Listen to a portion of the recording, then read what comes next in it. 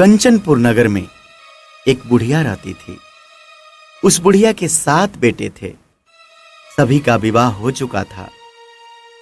6 बड़े बेटे तो काम करते थे, लेकिन 7वां बेटा अभी कोई काम नहीं करता था। सुबह उठकर स्नानादि से निवृत्त होकर 6 बेटे रसोई में बैठकर भोजन करते और फिर अपने काम पर चले जाते थे। बुढ़िया उन बेटों को अपने हाथ से खीर, पूड़ी, हलवा आदि बढ़िया बढ़िया व्यंजन बनाकर खिलाती थी। 7वां बेटा खूब धूप निकलने पर बिस्तर से उठता था, फिर स्नान करके भोजन के लिए रसोई में जाता था। बुढ़िया दूसरे बेटों का बचा हुआ खाना एक थाल में रखकर उसे दे देती थी। 7वां बेटा उसी भोजन को खुश होकर खा लेता था। भोजन करके वह घर से निकल जाता और अपने दोस्तों के साथ घूमता फिरता था। इस तरह मौज मस्ती से उसके दिन व्यतीत हो रहे थे। उसकी पत्नी बार बार उससे कोई काम करने के लिए कहती थी, लेकिन वह हंसकर कहता था, अरे तुम बार बार क्यों काम करने के लिए कहती हो? कितने मजे से दिन गुजर रहे हैं। मां कितने बढ़िया बढ़िया व्यंजन बनाकर खिलाती है। तब उसकी पत्नी क्रोधित होकर कहती है, मां तुम्हें बढ़िया बढ़िया व्यंजन बनाकर नहीं खिलाती, बल्कि सबका बचा हुआ जूठा भोजन खिलाती हैं। यदि तुम्हें मेरी बात पर विश्वास नहीं है तो किसी दिन छिपकर स्वयं अपनी आंखों से देख लेना। अपनी पत्नी की बात पर उसे यकीन न था, लेकिन एक दिन इस बात की सच्चाई जानने का निर्णय करके वह सिर दर्द का बहाना बनाकर एक चादर ओढ़कर रसोई में ही सो गया। थोड़ी देर के बाद उसकी मां अपने बेटों को खीर, पूड़ी, हलवा आदि बनाकर खिलाई। भोजन के बाद उन्हें लड्डू खाने को दिए। भोजन करके वे अपने काम पर चले गए। उनके जाने के बाद बुढ़िया ने उनकी थाल में जो बचे भोजन थे वह एक थाल में रख दी। बचे हुए लड्डुओं के टुकड़े को एकत्र करके दोबारा लड्डू बनाए। उसके बाद बुढ़िया ने 7वें बेटे को भोजन करने के लिए कहा। उसने सोते हुए चादर के नीचे से सब कुछ देख लिया था। वह उठकर बोला, मां, मुझे भूख नहीं है, मैं परदेश जा रहा हूं। बुढ़िया ने कहा, कल जाना हो तो आज ही चला जा। बुढ़िया के कठोर वचन सुनकर वह तुरंत परदेश जाने को तैयारी करने लगा। चलने से पहले वह अपनी पत्नी के पास गया। उसकी पत्नी गौशाला में गोबर के कंडे पाथ रही थी। उसने जाकर अपनी पत्नी से कहा, हम जावें परदेश को, आवेंगे कुछ काल, तुम रहियो संतोष से, धर्म आपन पाल। अपने पति के वचन सुनकर कुछ गंभीर स्वर में पत्नी बोली, दो निशानी आपनी, देख धरू मैं धीर, सुधी मति हमरी बिसारियो, रखियो मन गंभीर। अपनी पत्नी के वचन सुनकर वह बोला, मेरे पास निशानी के लिए बस यह एक अंगूठी है, इसे अपने पास रख लो, लेकिन अब तुम भी अपनी कोई निशानी मुझे दे दो, ताकि परदेश में मैं उस निशानी को देखकर तुम्हें याद कर सकूं। अपने पति की बात सुनकर वह बोली, नाथ, मेरे पास निशानी के लिए कुछ भी नहीं है। फिर कुछ सोचकर उसने गोबर के हाथ से उसकी पीठ पर छाप लगा दी। 7वां बेटा अपनी पत्नी की उस निशानी को लेकर प्रदेश के लिए चल पड़ा।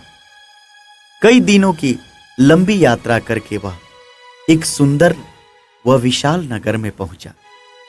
वहां उसने कई दुकानदारों से नौकरी देने के लिए प्रार्थना की, लेकिन सबने उसे परदेसी जानकर उसकी प्रार्थना ठुकरा दी।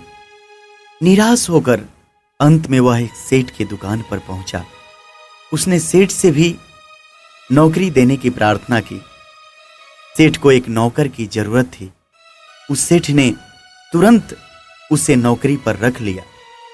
उस दिन उसकी बहुत बिक्री हुई और वह उस लड़के से बहुत खुश हुआ। कुछ ही दिनों के बाद सेठ ने उसे सारा काम दे दिया और सेठ का सारा काम उसने संभाल लिया। उसके व्यवहार से आने वाले ग्राहक बहुत प्रसन्न थे।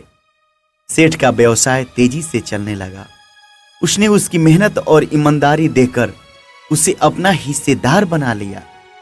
कुछ ही महीनों में उस लड़के ने बहुत सा धन कमा लिया। संजोगवश कुछ समय बाद सेठ को उस नगर को छोड़कर दूर किसी नगर में जाना पड़ा। अतः सेठ अपना हिस्सा लेकर दुकान उस लड़के को देकर चला गया। अब सारे व्यवसाय का मालिक वह लड़का बन गया। उधर बुढ़िया उस लड़के की पत्नी को बहुत दुख देने लगी थी। वह हर समय बहू को जली कटी बातें सुनाती रहती थी। वह बेचारी हर समय काम पर लगी रहती थी, लेकिन फिर भी उसकी जेठानियां उसे कुछ न कुछ बुरा भला कहते रहती थी। सुबह होते ही बुढ़िया उस लड़के की पत्नी को जंगल में लकड़ियां काटने के लिए भेज देती थी। उसे आटे से निकलने वाले चोकर की रोटियां खाने को देती थी और नारियल की कटोरी में पानी पीने के लिए देती थी। वह बेचारी चोकर की रोटियां खाकर भी किसी से कुछ नहीं कहती, बस इसे अपने भाग्य का लेखा सोचकर चुप रह जाती थी। एक दिन वह जंगल से लकड़ियां काटकर लौट रही थी। उस रास्ते पर संतोषी माता का मंदिर था। उस मंदिर के पास लकड़ियों का गट्ठर जमीन पर रखकर वह कुछ देर आराम करने लगी। मंदिर में उसने बहुत सी स्त्रियों को पूजा करते देखा तो उसने पूछा, आप सब किसकी पूजा कर रही हैं? इस पूजा के करने से क्या पुण्य मिलता है? एक स्त्री ने उससे बताया, हम सब संतोषी माता का व्रत करके उनकी पूजा कर रहे हैं। संतोषी माता की पूजा करने से धन संपत्ति से भंडार भर जाता है, निर्धनता दूर होती है, परिवार में सभी सुख शांति से रहते हैं, लड़कियों का शीघ्र विवाह होता है और उन्हें सुयोग्य वर मिलता है, व्यवसाय में लाभ होता है, निसंतान के घर में संतान होती है। पति अगर परदेश में गया हो तो संतोषी माता की अनुकंपा से शीघ्र घर लौटता है। न्यायालय में कोई मुकदमा चल रहा हो तो उसमें भी जीत होती है, धन संपत्ति में बढ़ोतरी होती है, पारिवारिक क्लेश नष्ट होता है। व्रत करने वाले स्त्री पुरुषों को संतोष मिलता है, सभी मनोकामनाएं पूरी होती हैं। स्त्रियों से संतोषी माता के व्रत के बारे में इतना सुनकर उसने व्रत करने की विधि भी पूछी।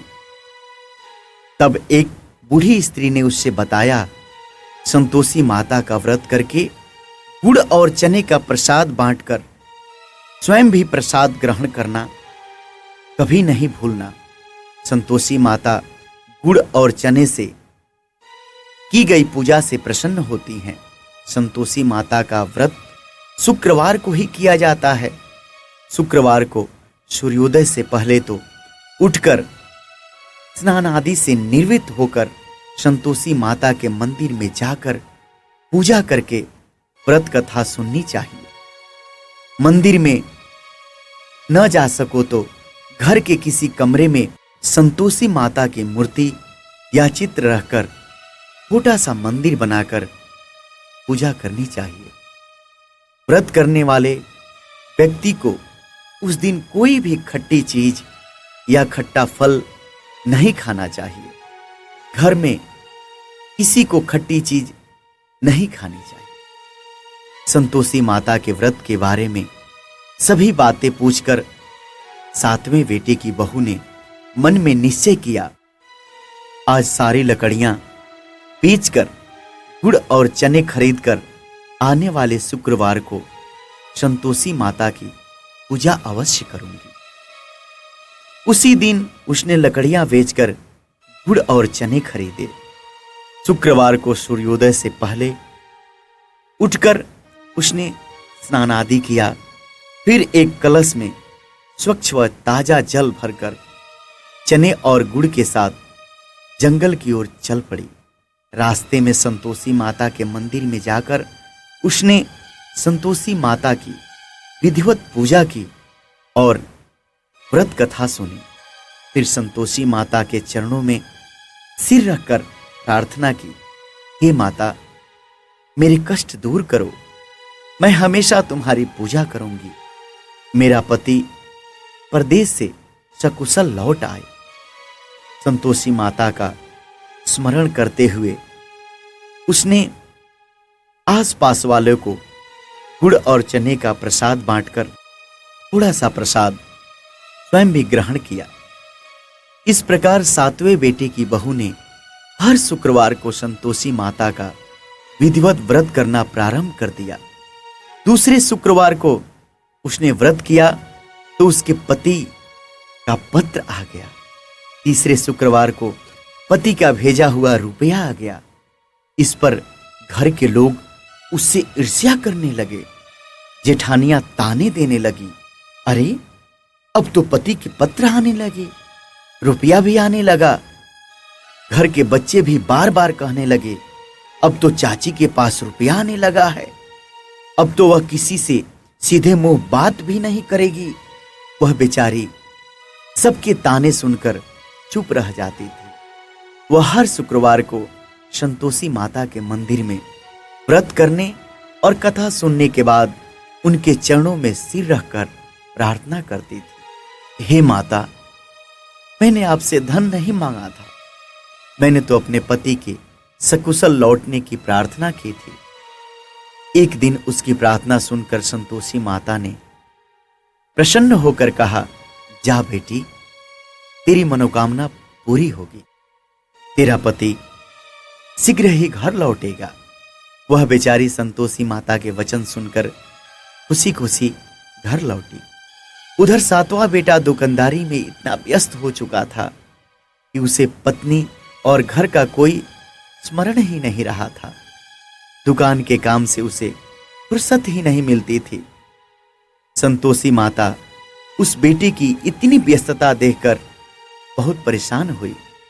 तब बहुत सोचकर संतोषी माता ने उस बेटे को स्वप्न में दर्शन देकर कहा, धनी साहूकार सो रहा है या जाग रहा है?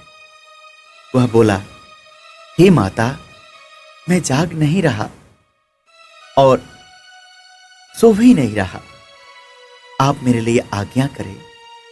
संतोषी माता ने कहा, तूने परदेश में आकर इतना धन कमाया, पर क्या तुम्हें अपनी पत्नी का भी कुछ स्मरण है?